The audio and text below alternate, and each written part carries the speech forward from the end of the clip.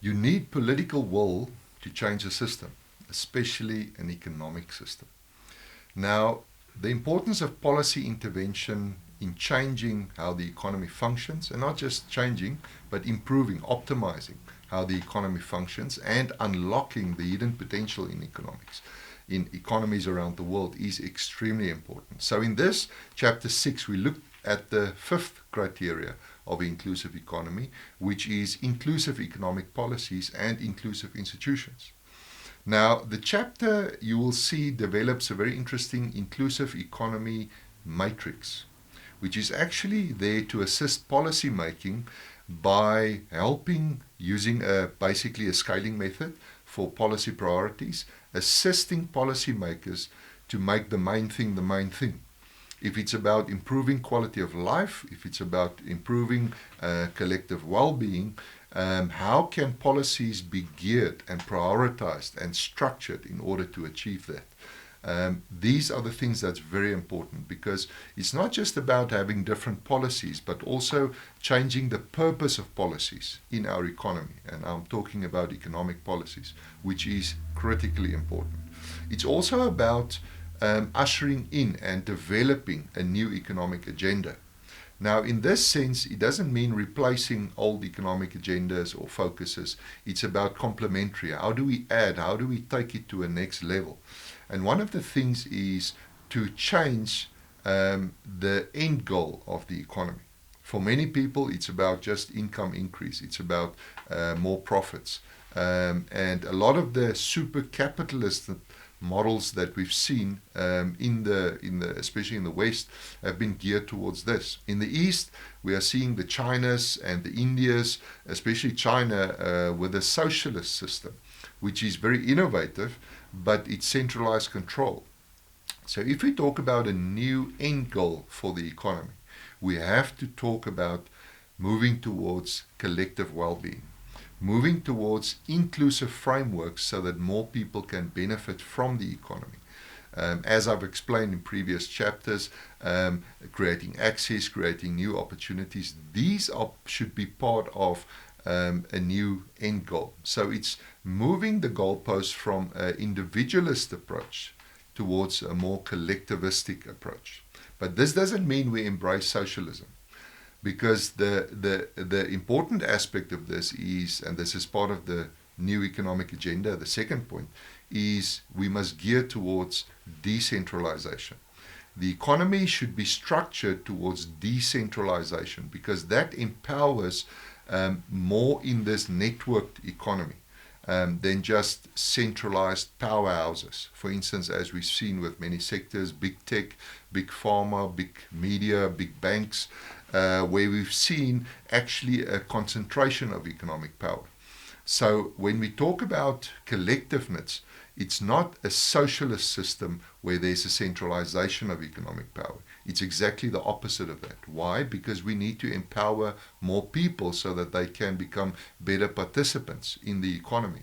And this is the whole new focus that's needed in the economy. Also, what is needed in terms of a new economic agenda is tracking real economic progress. The SDGs, Sustainable Development Goals, are valuable in this regard as guidelines, as frameworks, and also collecting data. We live in a world of surveillance capitalism, where everything is decided on data and the collection of data. The world economy also employing more artificial intelligence and all of these new technologies. So this would enable us to track progress even better. Why not use it? Because inclusive economics, although the focus is on people, it's also about innovation. It's about better systems, better methods in order to generate more sustainable progress. And then, very importantly, is higher economic accountability. Empowering people to hold companies more accountable, to hold government more accountable. That is what inclusive economy is. And especially the concept of Ubuntu furthers and emphasizes the importance of accountability. And this also brings into the picture the importance of ethical behavior. If we have a common economic ethics and value system, then we can establish whether people or participants in the economy are in line or out of line with what the people agreed on. And then just another aspect of a new economic agenda is moving towards the economy of care. Now, care has very often been linked to subjective, emotional aspects, and the economy is supposed to be an objective science and focused away from emotions and more towards methods and measuring. Now, the one doesn't exclude the other. In fact, measuring needs a focus on care, focus on the human aspects.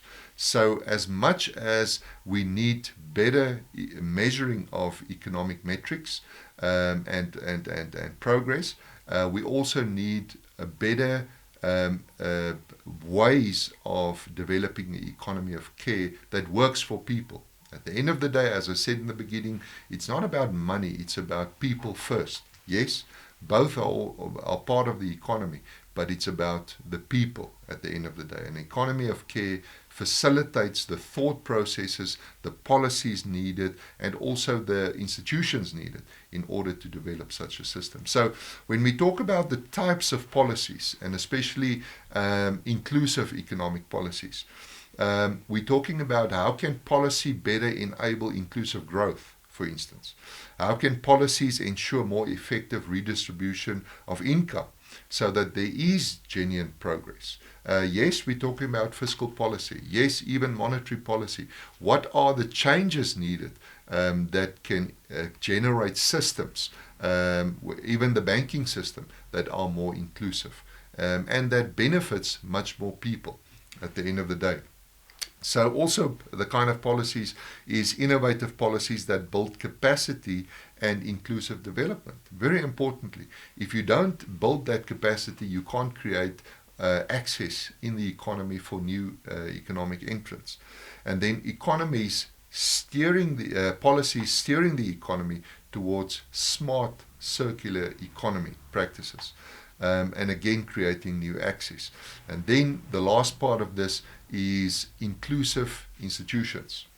You need policies that can complement inclusive institutions, where the voice of the people are heard, but also where people are empowered by the institutions in the economy. Institutions are very important. They serve a particular function. In the chapter I address that. And these should complement inclusive policies so that you have a management of the economy from a macroeconomic perspective that is more effective and benefits the person on ground level, which is really about what the inclusive economy is all about.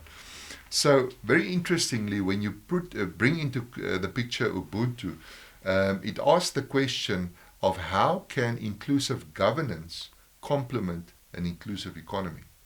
Now, when we talk about inclusive governance, we're talking about a government that is participative government, a government that is more inclusive, a government where participation by the people is empowered. This is important because many forget that the first understanding of economics as a concept was joined with politics. Politics and economics was considered to be one concept in collaboration. Later years, they developed into different emphases. But the fact of the matter is, you need a well-functioning democracy for an inclusive economy to work. You actually need a true democracy. That is where this combination of inclusive governance and inclusive economy should take economies around the world, because socialism is not the answer, as I argue in my book, where everything is centralized, but we need a system which empowers the people with decentralization in a democratic framework that can stimulate the right kind of capitalism, and that, I would argue, is inclusive capitalism.